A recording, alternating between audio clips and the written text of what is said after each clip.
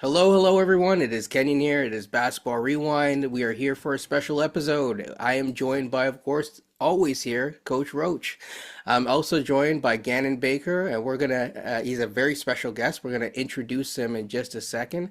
Of course, I gotta do the housekeeping thing. We aren't sponsored, so like, comment, and subscribe on your way in or on your way out if you enjoy this kind of conversation. We will get to the NBA Media Day on a different episode if this hasn't been posted by then. But either way, this is a special episode, so tune in, check the chapters down below in the description, to follow along and pay attention. And of course, for any of the information, whether it's Coach Roach, of course, or Gannon, you don't need to know my information because I'm not that important. They're in the description down below as well. So, without a further ado, I'm gonna just introduce. This is Ganon Baker. Sometimes people call him Coach Baker. I think he has a master's in kinesiology, if I'm not mistaken. If I mess up, you correct me, sir. And he is also the author of a book called Take Your Shot. Gannon has been, from all that I could tell, because there's a long list of it's a long list of stuff. He's been one of the pioneers of the modern player development age that we're in right now, and he remains a leader in terms of that space. Especially focusing on youth empowerment. He's coached, basically. It says 48 states, and I would assume that that doesn't include Alaska necessarily, but we'll see. And of course, 50 countries, six continents. He's worked with a whole bunch of people. I think it's special, it being the 30th anniversary of the Raptors, to mention that he did work with Vince Carter at one point. Kobe, of course, Kevin Durant, CP3, Chris Paul, of course, LeBron James, Maya Moore, and many others, whether it's the NBA, WNBA, on down to high school. So yeah, that's kind of a really good introduction for him. He does a whole bunch of workouts. Every time I looked on, how do I work on my own, dribbling skills, or I've seen people say I'm a short boy. How do I? Everyone keeps saying check out Gannon Baker's, YouTube videos, or if you can go to a clinic or something, go to Gannon Baker's stuff. So. He's often been compared to the likes of Drew Hanlon and others as well. So just so our audience is aware, of the presence that we're in right now. Coach has a personal connection with Mr. Baker, so I'll let him kind of go from there. So I met Dan in 2006. He came to Halifax, Nova Scotia. He was running a clinic at that time. And I began and introduced some developmental skills that many of us had not been exposed to at that time. Um, Two ball drills, dribbling a basketball and with a tennis ball at the same time. He brought he just brought a level of intensity that a player needs if you really want to be serious and you really want to be good at basketball. You have to be a little crazy to be good at this sport. And that's what all the greats kind of bring, just a level of intensity, skill development, and certainly it helped change my life and want to get more involved in basketball. Just after meeting with Gann, he came and did another clinic a couple of months later. I remember in my high school got to be featured with some of his drills that he was doing. And then he even came to my hometown of Lockport, Nova Scotia. Again, I think you ate lobsters too, man. So A lot of lobsters. Yeah, I wish I a lot could of come. lo- I remember a lot of that. lo- a lot of lobsters. And no, it was a great just having you there, you sharing your experiences of not just basketball, but with life. Because, you know, it's as great as this game is, life is so much more. And you were just able to connect with people, just not just basketball, but our whole shared experiences in general. So it is so awesome to have you here again. And just, it takes me back to when I was that 17-year-old kid again. So awesome having you here, man. Hey, well, it's an honor. I mean, Kenya, you are important, man. Don't discredit yourself, brother. These people need to know your story because I got inspired just by hearing a brief part of it today. And Coach Roach, man, Tim, it's humbling that you would still feel my spirit after so many years, and hearing that, man, just keeps me want to do what I'm continuing to do. This is going into my 25th year of my business, and which is basketball empowerment, education, coaches, training, development, but it's also, speaking into leaders. I've started to do more of that in the last 5, 6 years, creating, high level leaders with young adults. And so, man, it's surreal that people, even through a lens, a technology can, you can touch people through that. It's just very humbling, and I don't take it for granted. So thanks for having me today. Absolutely. So I do want to ask you first question on the growth of the game. The 2024 Paris Olympics wrapped up with just within the past 2 months, and we saw a ton of international stars making their presence felt throughout the games. Um, Basketball now has such a global reach. It's taking the United States of America, like, let's lose my 1 point, or South Sudan just became a country like 14 years ago.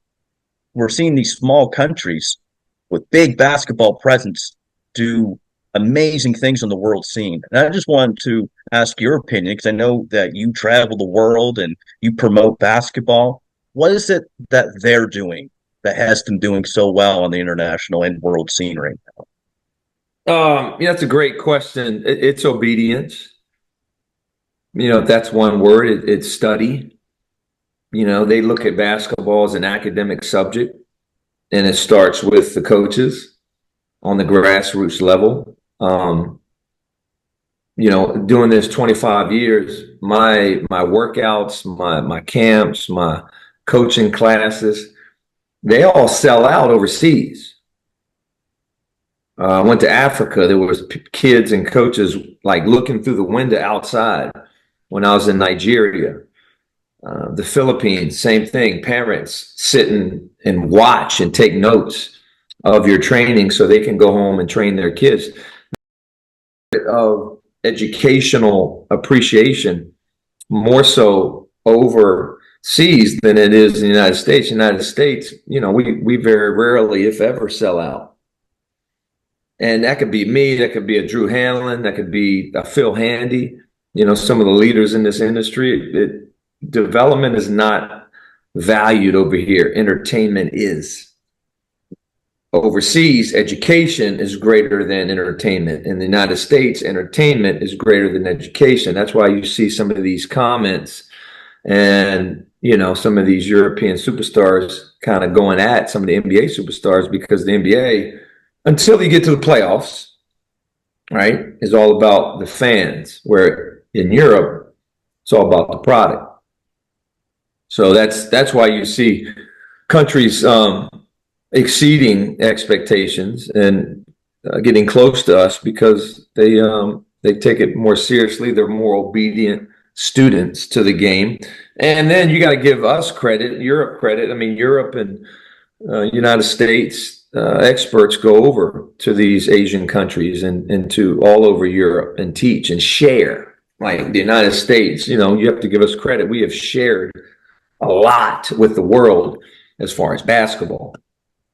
And so they took it, and now they're trying to, become better than us. I don't think they ever will, just because the United States has 500-600 million people, and we just have so many places to play, and our elite. I'm not saying our elite are the best basketball students, but they're the best athletes that eventually develop that skill. So LA is going to be interesting. It's not going to be a cakewalk. There are no more Steph Curry's coming. Kevin Durant's not playing anymore. Devin Booker and Anthony Edwards and maybe Anthony Davis, those guys, man, they got Drew Holiday, Jason Tatum. It's their time. We'll see if they are the GOATs that Vince Carter was, and Carmelo Anthony and Kobe Bryant, Dwayne Wade, LeBron James, Steph Curry, and all those guys. So we'll see. But the talent is starting to catch up to us, and so we need something else, and that something else is toughness and intelligence. Yeah. Leading on that point, just adding to that point, my last question for you. I know from your videos that you've worked with some of the greats in the NBA: Kobe, LeBron, KD, Chris Paul, Vince, and I think you've been working a bit some with Penny Hardaway as well at one of your recent videos. I think I saw. What is it, Gannon, that maybe outside of maybe their physical ability, but what is it that kind of separates them from some of the other NBA players or the other players just trying to make it? Like, some of these guys are still on top and they've been at it for 15, nearly 20 years, like LeBron. What is it, if there is something? What separates a Kobe from, a Kobe Simmons, or a LeBron from a Karl-Anthony Towns, just so to speak. We're talking good, very, very good, all-star NBA player to elite, right? The one thing that I've noticed in my experiences and study is grit. Greatness, it's an acronym. I break it up as an acronym. Greatness resides in toughness. Well, what's toughness? Doing things when you don't feel like doing them. Doing things when they're really, really hard. And internally or externally, these guys complain, blame, criticize. It makes them weak. A Kobe, all right, a Jordan, they'll go out and, all right, I'm not going to complain, I'm going to compete. So they'll study longer, they'll study harder, they'll do one more, right? One more workout, one more rep, one more possession.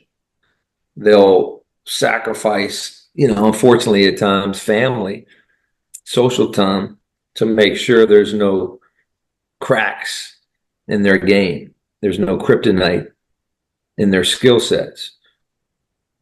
And they handle pressure from the media, right? From the fans, and even from themselves a lot better than the rest. So you hear it all the time with old heads and OGs. I mean, Kobe wasn't soft, right? LeBron is not soft.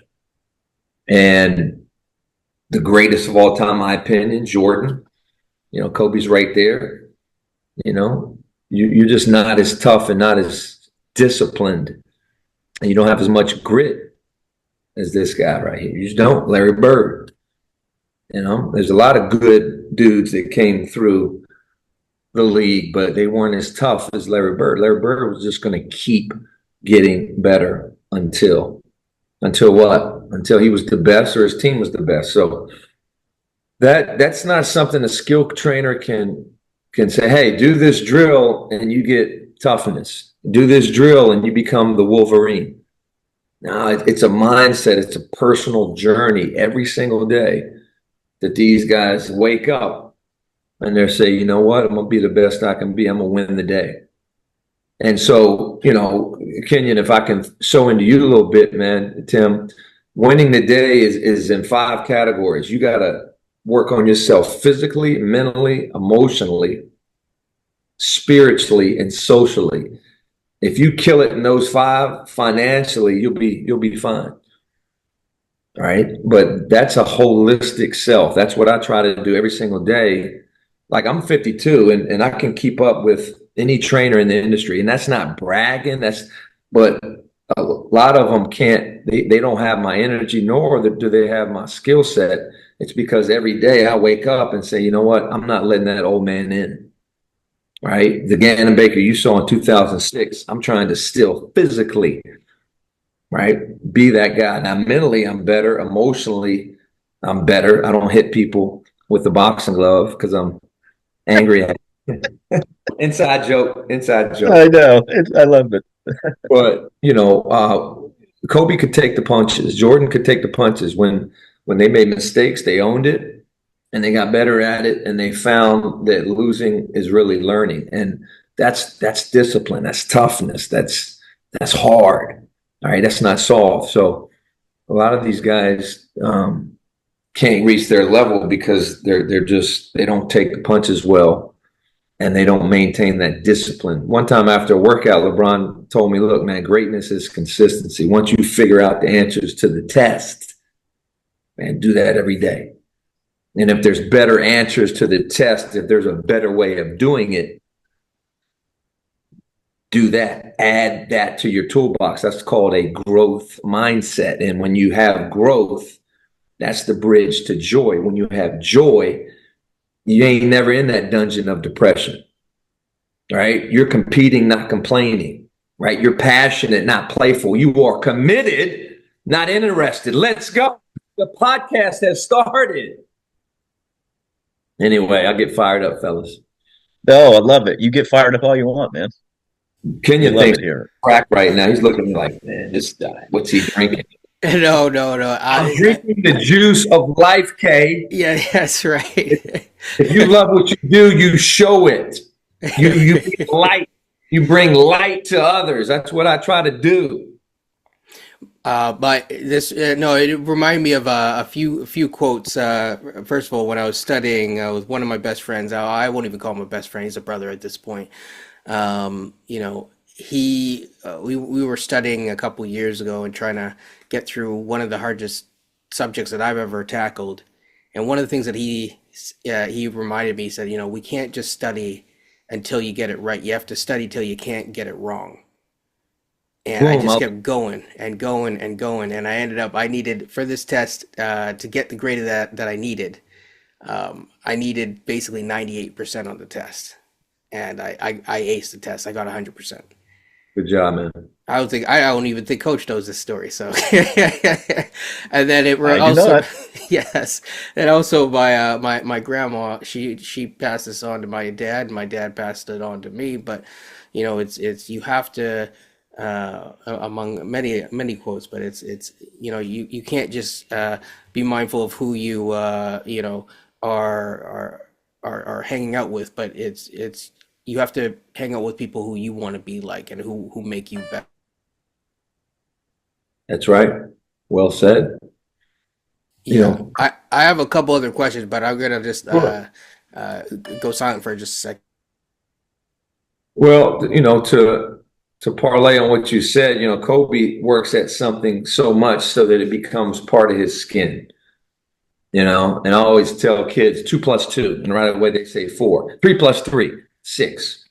If they can't answer those questions, they need to get hooked on phonics. But anyway, that's how you got to understand your craft, whether you're a teacher, basketball, soccer. And then my grandma always said the same thing that you just said, you know, assimilation by association.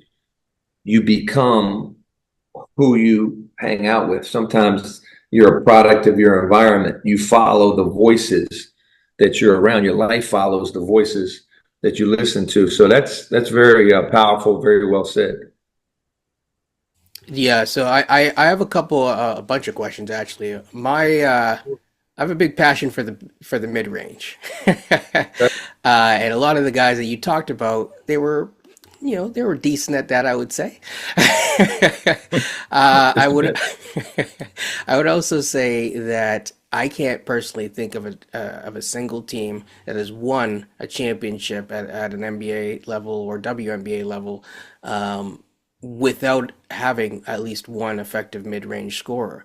But you know, at the same time, I've noticed that you know, with the analytics movement, we're trying to shift away from the thing that keeps getting us there. I mean, I even think of the Golden State Warriors, the first one that they won in modern times, of course. You know, they still had Harrison Barnes, and then after, you know, they had KD, who was pretty decent at the mid range, I would say, and you know, it's someone that you worked with. So, I guess my question is, you know, they keep trying to solve basketball. I don't know why it needs to be quote unquote solved. In a way, it's almost like an artistry. I don't know if it's something that should be solved. But do you think that the mid range is dying out, or do you think it's always going to kind of remain there? To answer your question, it's not dying out. It's always going to be there. You know, to be great and to uh, attract power, leadership, to achieve goals, you have to be different, which is fair enough, right? The great ones are the different ones. Tim, you said it before the podcast. The great ones are crazy. You know, if you want to do what you need to do, stop doing what everybody else does. So at some point, maybe early mid 2000s, we started statting threes and layups. And fair enough, you know, stats, numbers don't lie, liars don't use numbers. There's validity to that. The Golden State Warriors won what, 3, 4, 5 championships shooting threes or layups. No problem. But there's other ways to win. And everybody, I mean, Steph Curry is a unicorn. Klay Thompson is a unicorn. Yes. Can somebody shoot well? Yes, but there's only going to be one, if not none, of Steph Curry's. He's one of one. So you know, as a coach, I coached college 6 years. I've been around the game since I was 8. It's what I do. You know, you're ignorant to me if you don't allow a player, you allow your team to shoot the mid range if it's open. Now, if you have the if you don't believe in that, that's not wrong. You recruit players that understand that, look, we're going to shoot threes, or we're going to take it all the way to the rim, hopefully play off 2 feet and get to the paint. No problem. But you can't generalize that and train everybody like that, because players are different. And I mean, if you want to make a case for it, the greatest scorers in the history of the game: low post, mid post, high post, elbow, mid range. It's part of getting buckets. I was a player, you know, high school, college, overseas. It's hard. It's hard just to shoot threes and layups. You really got to train yourself. And so, you know, Golden State Warriors, that's how they train. So I just think it's ludicrous if you try to do the same thing, especially as a youth player, you know, anywhere between 10 and 22. I totally agree. I guess you just talked about, you know, some of the traits that you need to be a number one guy. Talked about isolation. I guess my question is, if you have a blank slate or a raw player, you know, even at a high level, to develop that, of course, there's the mindset, and the mindset cannot be understated. But in terms of the skill work, do you think it's more important to start with building the shot first, or building the handle? How is the best? What is the first thing that person should be working on? Very good question. Handle, because it's easy to improve. You have 2 chances, right? If your right hand doesn't work, use your left. Your left hand doesn't work, use your right. It's fun. I also find it just from watching the game, it seems like it allows you to get into spots more easily, and buys you time to get off a shot, possibly. Yeah, it alleviates turnovers, because if you can shoot but you can't do anything else, you're going to turn it over when the ball's in your hand. But if you can handle, you know, that breeds confidence, and it creates opportunities for others, creates fouls to where now you get a free shot. It creates a shot close to the rim. It creates shots off the transition, which is the way you beat other teams, especially if they're even. If you're even with a team, you got to get more shots than them. How do you get more shots than them? Transition. So that's how you build a player. You build them with a handle, and if they see improvement, then that gives them a carrot. That gives them a contagious spirit to, now, all right, I'm gonna work on my shot, because I worked on my handle. Okay, working hard works. So shooting is a little bit more difficult. It's a science. I mean, you got so many. You know, as a teacher, we're taught, hey, you know, 3 teaching points per skill, but shooting, you know, has maybe 10 and 15. But you start with 3 and then you build off that. But but yeah, that's what I would do, and that's what I do. If I have blank slates, my own sons are 8 and 10, and we start off, working on footwork and ball handling, and we still do. Yeah, so honestly, with you talking about that, I already talked about you having a master's in kinesiology. It's the perfect segue into me talking about like, can you, I guess, talk a little bit more about the importance of balance and core strength? I talk about it. I'll tell you my sports background later. But I have, I played a sport, not basketball, at a very high level. Was second in BC at one point or my province, where I was originally, kind of grew up, and it required a lot of core strength and balance, and that's where a lot of my philosophy comes from in terms of understanding Yeah. the game. So I don't know if you want to touch on that a little bit more. Yeah. How tall are you? Not very, but I have it's decreased. I used to have a 47-inch vert. I have a 43-inch vert now. So as you get old, the knees Yeah. don't quite work the same way, but Yeah. Well, I was going to say you look short, and so yeah. you had to have But you had to have. I could dunk barely, but I could dunk in high school. So I'm proud to say that. I'm 6'1", and I might have had a 22-inch vertical. So you're the man. I have like a 16-inch vertical, so I Well, lose hey, none. I'm second. I feel good about myself, Tim. Thank you. Yeah. So the way that I try to develop players is first, let's create motor skills. Right. That's kinesiology. Can they run? Are they flexible? Can they absorb body weight? All right. Do they have coordination? So with basketball, you're trying to develop first balance, footwork, coordination, which is rhythm and passing and multitasking, right? And then strength.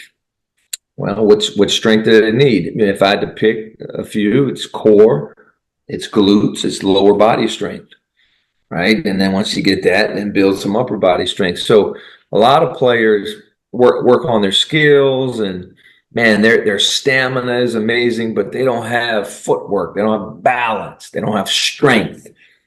And so they lose confidence because they get hit in the game or they get overpowered on both ends in the game. And they're like, man, I've been practicing, all this time. I'm like, yeah, but now you need strength. So very important. My sons actually started playing hockey first. They didn't like basketball. They started playing sports at age 6. And for 2 years, they tried surfing, skating, hockey, swimming, and now they love basketball and baseball. So they have this core strength, they have this balance, they have this coordination. I mean, they're skimboarding, they're surfing. I'm like so proud of them. So now basketball, they accelerate their learning, their efficiency of training is amazing. Their learning curve is short, so they pick things up, they get better like that because they've laid the foundation of basketball motor skills, footwork, balance, coordination, strength, if that makes sense. And the fifth one is vision, but that's more of basketball IQ and making decisions, understanding spatial awareness and all that. But those 4 to 5, or if anybody's listening, man, that's you take that to the bank. Any drills that accelerate those skills, keep doing. Now I know Coach has a couple questions himself, but I'm gonna just ask Sure. one more, and then I know Coach has this question. So I've noticed that NBA front offices, and I'll point to the Raptors as a perfect example. They've invested quite heavily on things like AI tools and special boards, the NOAA board, IBM Watson, and obviously those things can help, but we've noticed that when that's not necessarily coupled with investment in the people, first and foremost, things like the coaching staff, the mentors, et cetera, sometimes that has led to challenges developmentally, especially when you have players who come in and might be a little bit more raw from a basketball standpoint.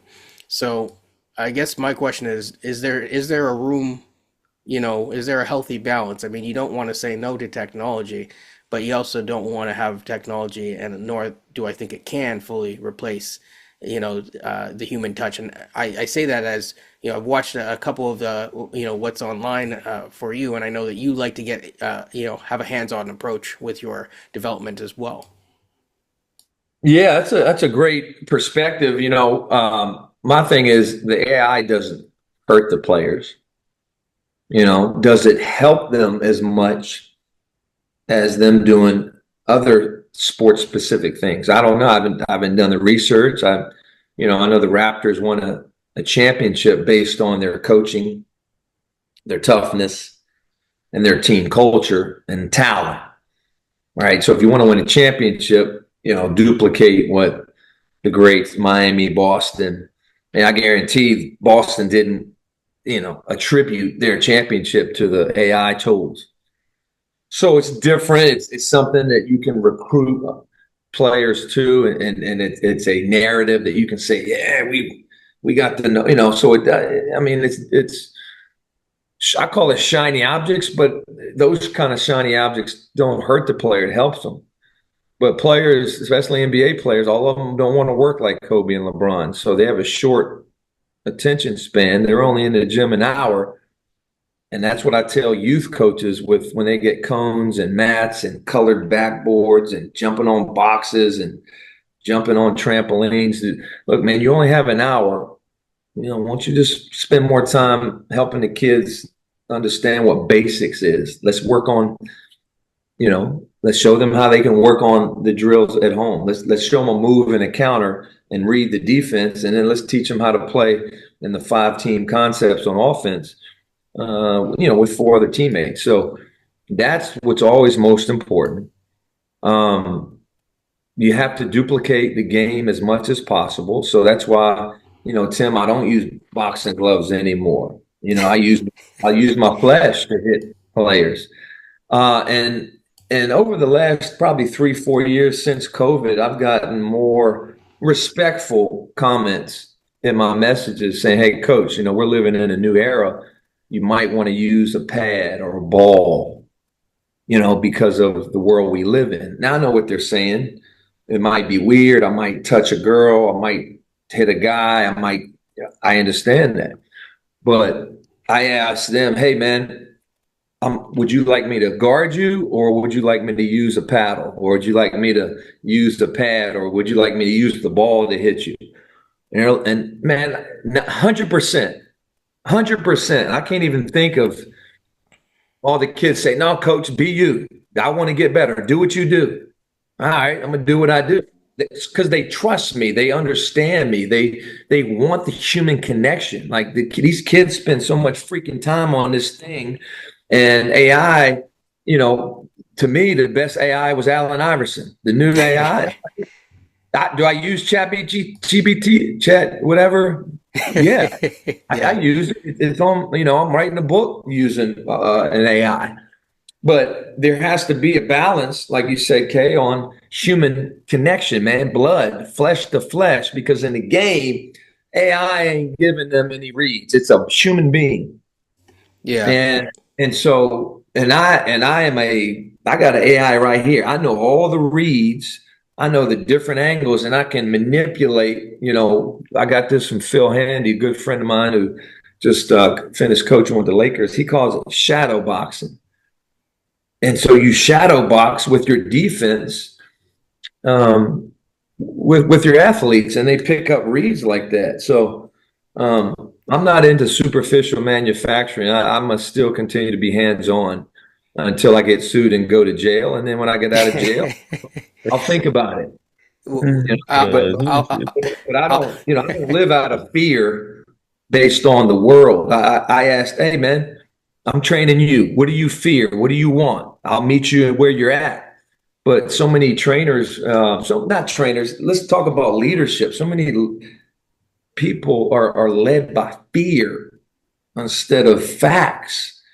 Like the best players, I learned most of my stuff from watching the best players and asking Ray Allen a question. Hey, Ray, what do you feel about this? And then some of my best, my workouts that are great, and the athlete gets better is when I say, "Hey, how do you feel about this? How do you want me to train you today? How do you want me to navigate you through this?" Right? Because right now you're throwing the ball every time you miss. How can I help you? What's going on? And so AI can't teach you that.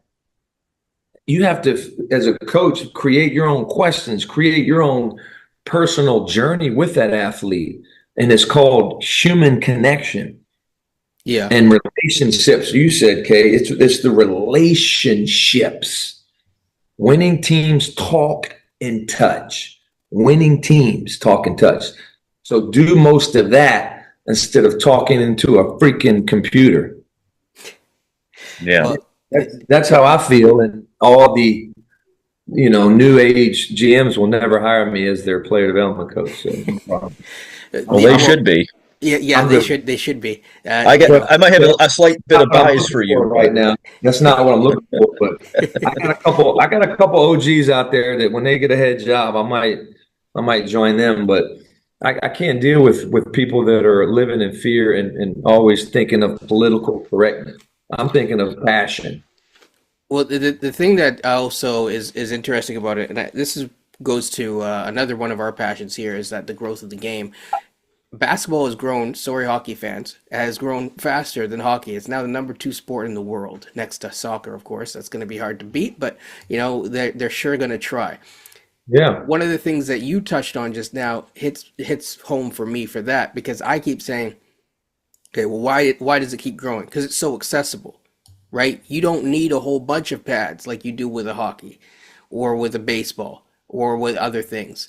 You just need, you just need a hoop, really. That's it. And it's a lot easier. I mean, I'll speak on the Messiah element, and just the Raptors in terms of growing the game globally and really investing in other continents. It's a lot cheaper to both build and maintain a court than it is to maintain a hockey rink. I can tell you that. And I've Yeah. seen a hockey rink in the middle outside in San Diego once. Okay, that won't work in other places in terms of maintaining it and paying for the cooling. But you can build a court and roll it out there. I know not everyone likes courts. We just saw the Dixon court in Toronto just got revamped, and then they played the old video of this one lady. I don't know what her name is. I'm not trying to shout her out in a bad way or in a good way, but she wasn't very happy when it first got. She said, "Well, if the kids are really going to use it, then maybe it'll be good for the community." And years later, we see guys like, I'm sure, Delano Banton, growing up watching Vince, were probably went and used that court among other courts. So that's the thing, is the growth of the game is really important, and it's especially important being cheap for people to actually use. And if Yeah. you're using all the fancy pads and boxes and stuff, people go home. How are they going to recreate that drill unless they have a whole bunch of access to that money to be able to do that? Right. No, and Masai has done an amazing job growing the game, especially back in Africa. Um, and honestly, man, you can work on basketball without a ball. Yeah, I mean, you could do defensive slides, you could do footwork, you could do the Kobe thing with the socks. And, I've been over at the Philippines, man. They've had balls of tape, right, in the jungle. I mean, it's literally, I've seen it. And so it's a beautiful sport. And to be great at anything, you got to be hungry. And a lot of these athletes, LeBron is one, come from poverty. And because of their passion, they create generational wealth. So it's a beautiful thing. Um, I have a question. You've brought his name up a few times, and that's Phil Handy. We are familiar with him up here in Toronto. Awesome. Uh, he was in Cleveland in 2016 with LeBron, win a championship. He's here in 2019 with Kawhi Leonard, wins a championship. He goes to LA in 2020, wins a championship. It seems like where he goes, there's winning. What is it? I think you've probably known him fairly well or worked with him. What is it that he must have a certain high level of respect from the greats like the Kawhis, the LeBron, the KDs? I mean, Phil's my brother, man. He's the best. He's the GOAT. He's the only one I know of that is a world champion in the NBA, like professional level, and then world champion, global icon in the private sector. And so, why is he a champion? Number one, he's competent. Like he knows the game. He teaches real stuff. And in front of these guys, a lot of them you see on my wall here, you can't BS them. Like you can't give them fluff. You gotta give them facts. Number two, he's convicted, right? Like he's very, very confident because he studies the game. He works on his craft. Just recently, I did a coaching conference with him at his certification. I didn't know he watches 5-6 hours of film a day during the season. Like that takes a lot of preparation. Therefore, preparation breeds his conviction. When he speaks, he has a sound, he has a voice, he has presence. He always says, I'm gonna demonstrate, you duplicate. Like he's older than me. And he sweats with the guys. He was doing that back in 2015 with the Cavs and the Raptors. And so he's able to look eye to eye with these guys. And the last one is he cares. Like it's all about the athletes. Now, does he have an ego? Yeah, but he doesn't show it. He always says, "Look, I'm leaving my ego at the door," and he means he has a selfless ego, and he's humble. So he would be here giving you the same passion as if he was on First Take with Stephen A. Smith. Like that's humility. I like to think that I treat everybody the same. I'm sure I have not, but it's intentional to me. Like, look, man, if I'm working out an 8-year-old, I'm gonna give them the same kind of love and concern and passion that I would give if I'm working out, Terry Rozier. So he's that, man. It's the 3 C's of a great leader: competency, conviction, and what's the third one, Tim? Care. So, man, come on. So we gotta let's go, Tim. But it's those 3 things, man. It's he's just the best, man. And he's taking a gap year this year, and he's doing more private sector things, and he's just an amazing human being. But yes, he's had talent. He's been able to coach the GOATs, fortunately with Kawhi, LeBron, and Kobe. Yeah, it's unfortunate that he had to leave the Raptors, but he left us in, at least with a chip. That's it's never a bad thing. Um, you know, uh, I think Coach wanted to ask about some Raptor players, but before we get into that, I'll just ask a quick question. Do you have any? Which team is your favorite? I don't know if you're allowed to have favorites, but which is your favorite, and who do you think's going to win this year? I know it's early. Yeah, it's early. I don't know who's going to win. I love watching good basketball. I love watching tough play on both ends. So, I love watching Miami. I love the ball movement of Golden State and Denver. I love the excitement, the fast play, the athleticism of the Celtics. I'm just a fan of tough play, intelligent play, especially during the playoffs. Yeah, Nice. Yeah. in this year, um, do you have so like one of my favorite Raptors is Kyle Lowry. I think he Yeah. exudes a lot of different, um, his career as a Raptor was quite underrated until the end, when it was very appreciated, which is good. Yeah. I thought he brought the mental toughness, definitely a Philly baller Yeah. through and through. But yeah, is there a young up and coming player that you think that you're for this season alone that you're like that's a guy that you're really watching this year? I'd love to see the elevation of Anthony Edwards because he's a killer, man. He's outspoken. He works.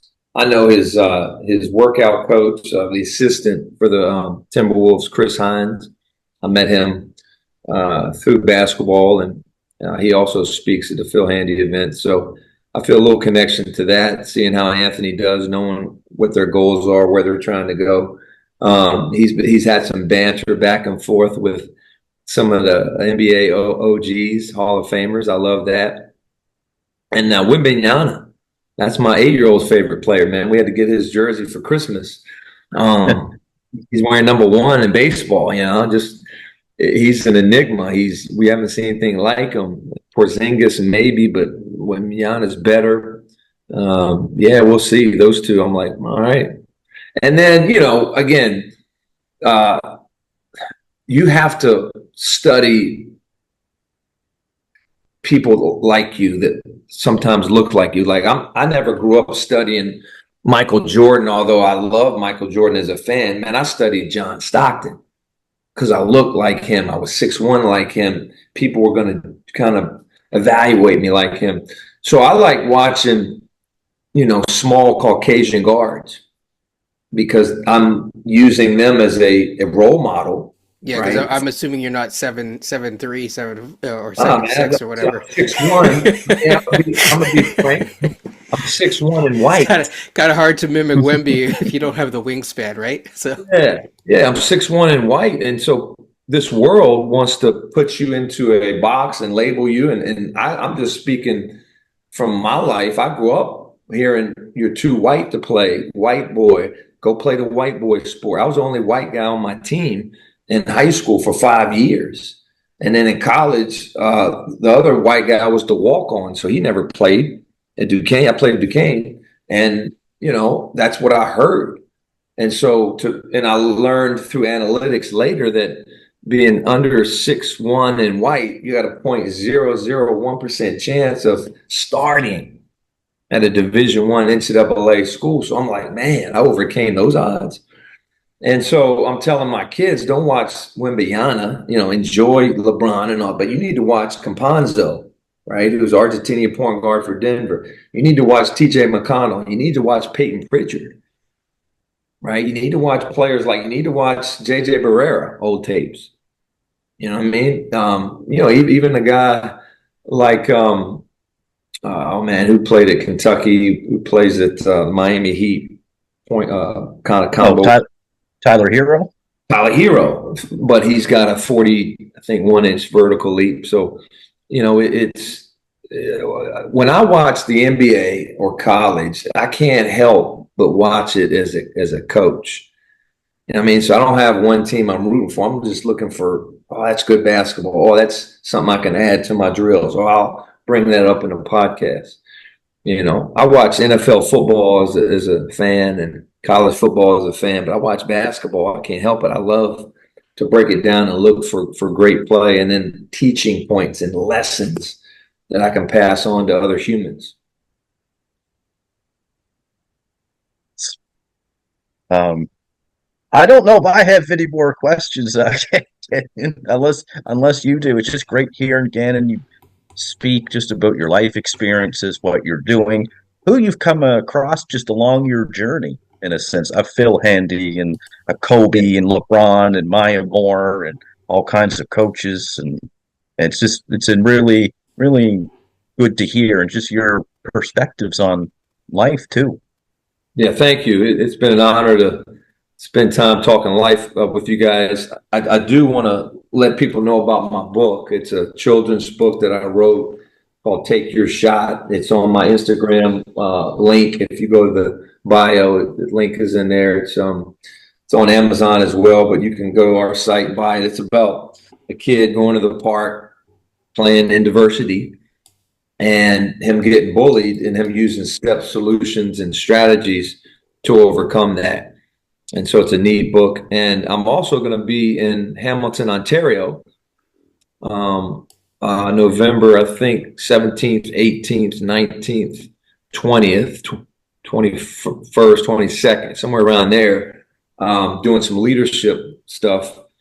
If anybody hears this podcast and would love to have me come work out their team or organization in the evening or afternoons, just DM me on Instagram or email us on our website. I'm easy to get in touch with. Just Google me and eventually the message will get to me. It's Ganon _Baker_ is the Instagram, and would love to get up with y'all. Yeah, I have one final question for you. So we're gonna link all of your information down in the description below. Thank Um, you.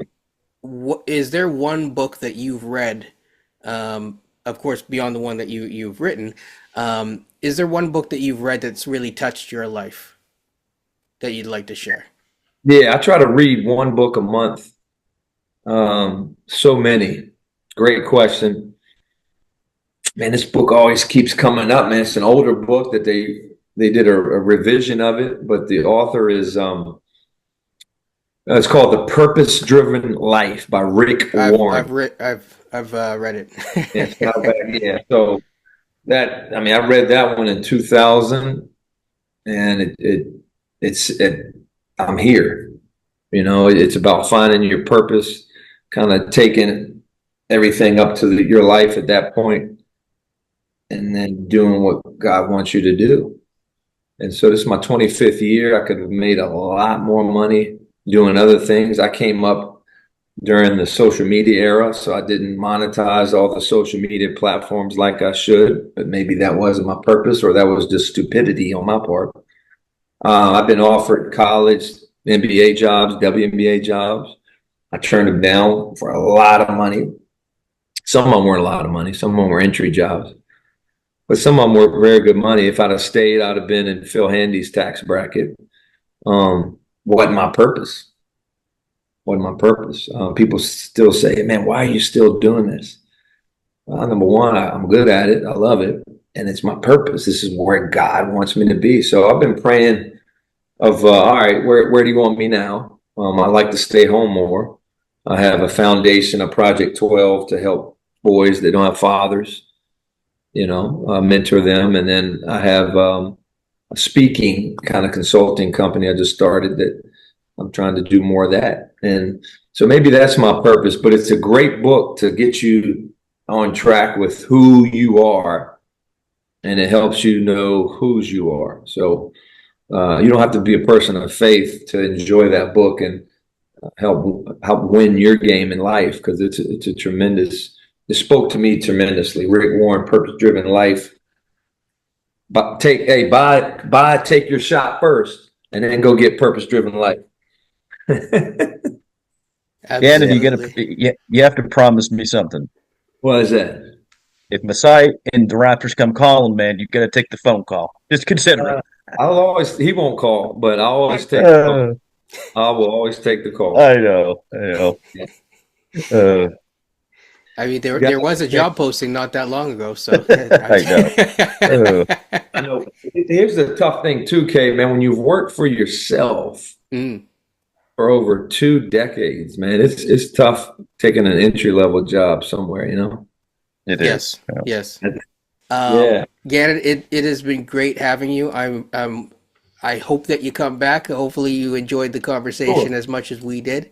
Amazing. Um, Thank you, Kim. Thank you, Kay. Yeah, amazing. Awesome. Dan, it's just been cool just seeing you again. Man, you still get that same, like you said, you get that same energy. And I'm sure there are days you might feel a bit older when you have to get up and you have to run a clinic or something like that. But you're just like, I don't care about I'm not going to be old today.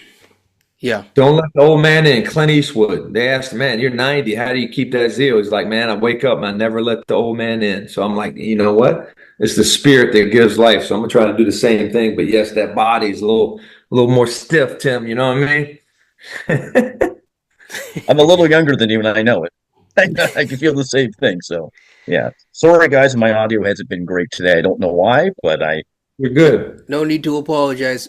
yeah. I'll just do the housekeeping thing again. People like, comment, subscribe, enjoy this podcast, and as per usual, if whether you see him now or I'm sure we'll see him on now the Raptors show and a bunch of other podcasts, because we know who watches. Uh, so either way, stay well, and again, people check the comments, or sorry, check the description down below for all of the information to find, Mr. Baker. This will be coming out probably next week from where this is filmed. So, it'll still be preseason. So enjoy preseason as well, and stay healthy and well, people. Take care and peace.